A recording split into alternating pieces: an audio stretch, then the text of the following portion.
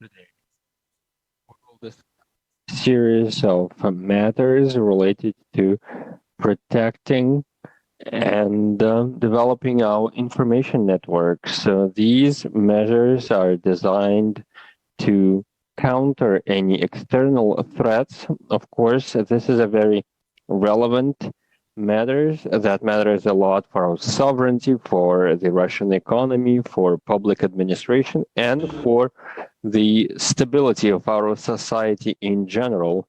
Attacks against Russian information infrastructure have been increasing and gaining momentum over the past years. And with the special military operation in Ukraine, they've taken on an even bigger dimension. Russia has been facing a true information warfare several times. This is how the increase in cyber attacks that we saw. And of course, these attacks comes from various countries and they're coordinated. In fact, we are facing these actions on behalf of other countries, and some countries even create officially cyber troops.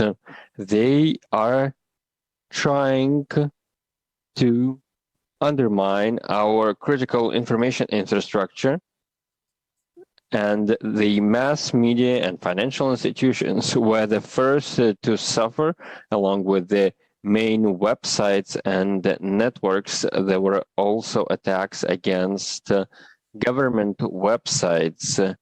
There were also attempts to hack into the corporate networks of the leading companies. This is how this is done. They block access to Russian information resources, and information from there is either not available or replaced by fakes, and they use the most cutting-edge algorithms and solutions for that. They use sophisticated software to target various kinds of software. One of the tools of sanctions pressure against Russia are restrictions on foreign technology, software, and software solutions. A number of foreign suppliers stopped providing maintenance and services and offering their solutions in Russia. Sometimes we see that various programs are blocked after being updated. We all need to take this into consideration in the context of using this technology. Already today, we can say that the cyber aggression against our country and overall the sanctions pressure against our country failed.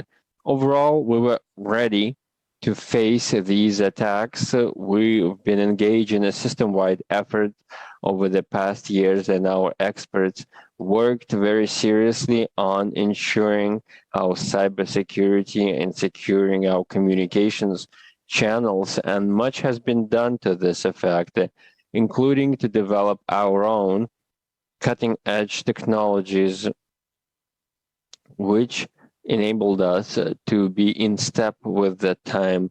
We adopted strategic planning documents that define the main risks and threats and ways to mitigate them.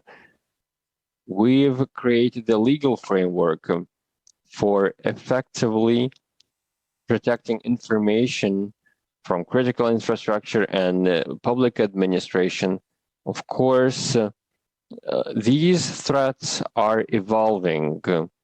The information space is developing, and we need to keep this in consideration. And we need to keep a close eye on these developments. And it is for this reason that I've signed an executive order number 250 that sets forth the new parameters for the basic principles of government policies for the safety of critical infrastructure. What will we focus on in this regard? First, we need to improve and fine-tune mechanisms for ensuring information security for the key critical facilities and our critical infrastructure in our social and economic infrastructure. And 1/3 of these entities do not have a special InfoSec departments, and we need to make sure that these entities get these departments on informational security as soon as possible and staff them with the appropriate experts. And it is essential that we work at the strategic level and that people are accountable under the Executive Order 250, including the senior executive. The second goal is to better protect the information system. In 2021, we saw that most of the resources are vulnerable to massive attacks and to destructive actions coming from abroad, including when the latest solutions are used. We need to further improve our information space in order to get rid of all the weak points, and we need to prevent all possible leaks of personal data, and we need to closely monitor how communications equipment and other solutions are used by government institutions. So we need a statewide system for protecting our information. So I'm looking forward to hearing from you what other steps can be made for ensuring the stable and sustained operation of our information systems. The third key goal is to work with risks related to the dependence on foreign solutions and equipment.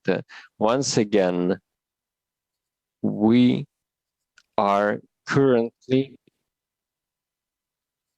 working along the processes that were designed to deal with any negative fallout from external actions. We need to use Russian-made solutions, equipment, and software. Starting 2025, we will not be able to use foreign solutions for ensuring our information security. So the government will have to create a Russian solution to this effect. We've been working on this for quite some time now, and we need to develop our own equipment for that, including equipment for making hardware and software complexes for information security. And for that, we will use the resources allocated as part of the Digital Economy National Program. I'd like to hear from you. How can we create incentives for import substitution and to make sure that we develop our own project and that we anticipate all the future developments in this sector? What else can be done to support this sector and to develop our information security and to enhance it? I think that we need to bring everyone together around this objective.